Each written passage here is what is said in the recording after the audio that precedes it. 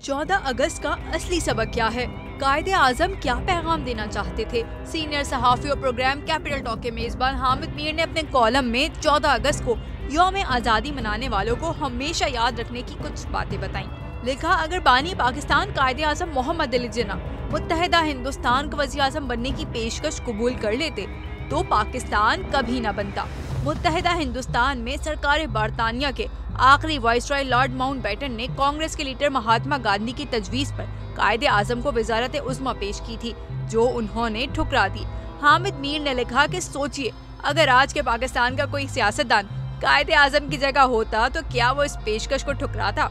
14 अगस्त के दिन अहले पाकिस्तान को वो साजिशें भी याद रखनी चाहिए जो कायदे आजम के खिलाफ की जाती रहीं, ताकि पाकिस्तान मारिज़ वजूद में ना आए। ये तो सब जानते हैं कि 23 मार्च 1940 को ऑल इंडिया मुस्लिम लीग ने अपने सालाना इजलास मुनाकिदा लाहौर में मुसलमानों के लिए एक अलहदा रियासत का मुतालबा किया, लेकिन कोई ये नहीं जानता कि कांग्रेस के एक लीडर मौलाना अब्दुल कलाम आज़ाद ने कुछ मुसलमान रहनुमाओं को कायदे आजम के खिलाफ एक प्लेटफॉर्म पर मुत्तहिद करने की कोशिश की। 23 अप्रैल 1940 की करारदाद लाहौर का जवाब देने के लिए 27 अप्रैल 1940 को दिल्ली में आज़ाद मुस्लिम कॉन्फ्रेंस मुनाकिद की गई। 23 मार्च 1940 की करारदाद लाहौर बंगाल के वज़ीर आज़म ए.के. फजल हक ने पेश की थी, लेकिन कांग्रेस ने बरतानवी सरकार के साथ मिलकर उन्हें वरगलाने की साजिशें शुरू कर दी। कांग्रेस एक तरफ कायदे आज़म को कमजोर करने की साजिशों में मसरूफ थी और दूसरी तरफ सरकार बरतानिया के साथ भी डबल गेम खेल रही थी। कायदे आज़म को समझ आ चुकी थी कि कांग्रेस दरअसल सेक्युलरिज्म के पर्दे में एक हिंदू राज कायम करना चाहती है। उन्होंने 1920 में भी इसीलिए कांग्रेस छोड़ी थी और 1942 में भी उन्होंने गांधी की सिविल नाफरमानी तहरीक की हिमायत से इनकार कर दिया।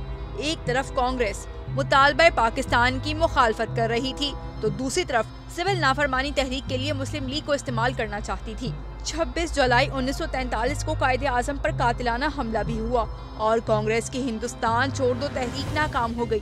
14 अगस्त का सबक है कि पुरअमन सियासी जद्दोजहद के जरिए बड़े से बड़ा मकसद हासिल कर सकते हैं, लेकिन किसी बैरूनी ताकत या गैर सियासी कुव्वत का आलेकार ना बने। कायदे आज़म के पीछे कोई गैर मुल्की ताकत थी, ना कोई फौज थी और ना ही कोई माफिया।